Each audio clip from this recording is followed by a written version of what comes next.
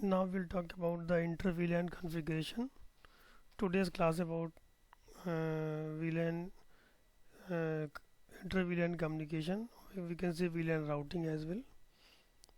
Okay, so for this purpose we have already created VLAN 10 and VLAN 20 and multi-layer switch. If you go to the configuration, we can say show VLAN. Already VLAN 10 and 20 is created there. What we want to do, we want to configure inter-VLAN communication. So for this purpose we have to assign the IP address to the VLAN first. So we will go to configuration terminal mode, interface VLAN 10, and we have to give IP address for this VLAN. Just say 192.168.1.1 and again I can go to interface VLAN 20 and I can assign IP address 192.168.2.1 and 255.255.255.0 and you can use any IP address as per your required. Like in the text you can see this class A IP 10 and 20 mentioned, but 20 should not be used because 20 is not a private IP address, but for an example it is displayed there.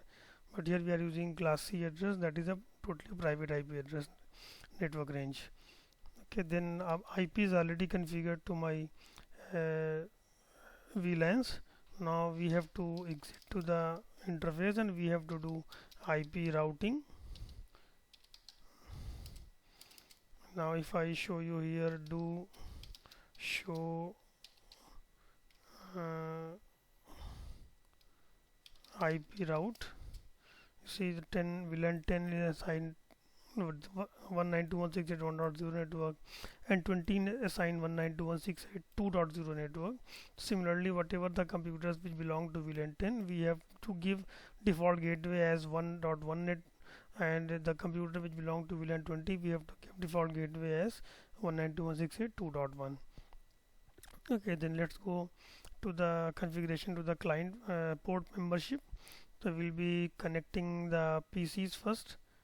I will be connecting maybe two PCs here and two PCs another switch, and we can connect to the interface. For example, FA01 and this FA0 say 2. Again here also it may be any port, doesn't matter which port we are connecting. The port is membership is locally significant.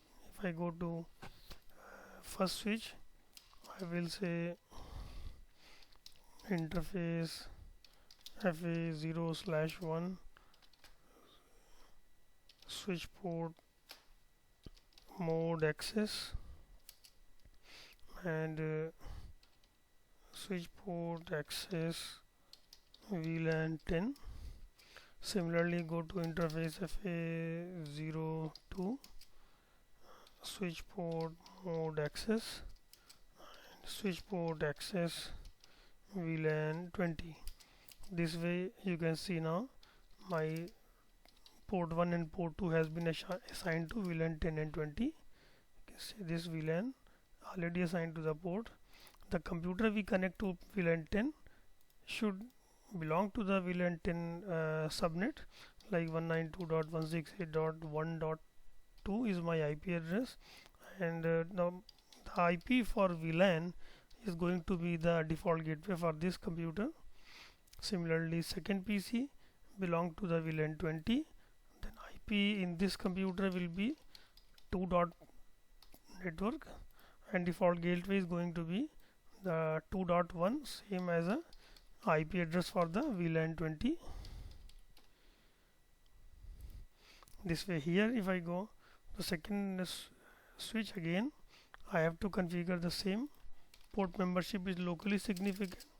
We have to go to configure terminal and interface FA0/1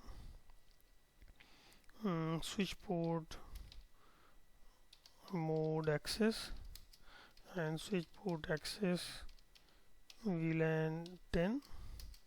Similarly, interface FA0/2 and switch port mode access and switch port access VLAN 20. Again, if we check here, show VLAN, you can see port 1 is assigned to VLAN 10 and 2 is assigned to VLAN 20. Okay, assign IP for this same PC again. PC as port 1 is a member of VLAN 10, so we have to use IP for VLAN 10 only. 1.3, 1.2 is previously used in the other computer, and 1.1 is a basically default gateway here. Similarly, second PC belong to VLAN 20, so in that case we have to give IP to VLAN 20 subnet 2.3, and default gateway should be the VLAN 20 IP address. Okay, now if you check here the ping command, if I say IP config, you can see this 2.2 is a 1.2 is a IP and 1.1 is a default gateway. Okay, ping to your default gateway 192.168.1.1. See this pinging with 255. The basically Cisco device TTL value is 255. If you ping to another machine, maybe your different computer in your same VLAN 192.168.1.3, it will apply with 128 same TTL. If you ping with the another VLAN like 192.168.2.3,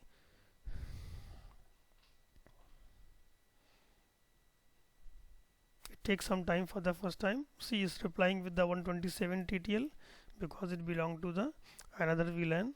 If we route from VLAN one VLAN to another VLAN, it is going to cross the layer 3 device. There is a multi-layer switch. It acts as a router. Obviously, it is a router. So you will see one TTL is reduced from your actual TTL is 128. Then you will receive 127. This is a proof that we are going to the another VLAN. We are not to the same VLAN. That's it about the VLAN routing. We'll see in the next class. Inshallah. Okay. Thank you.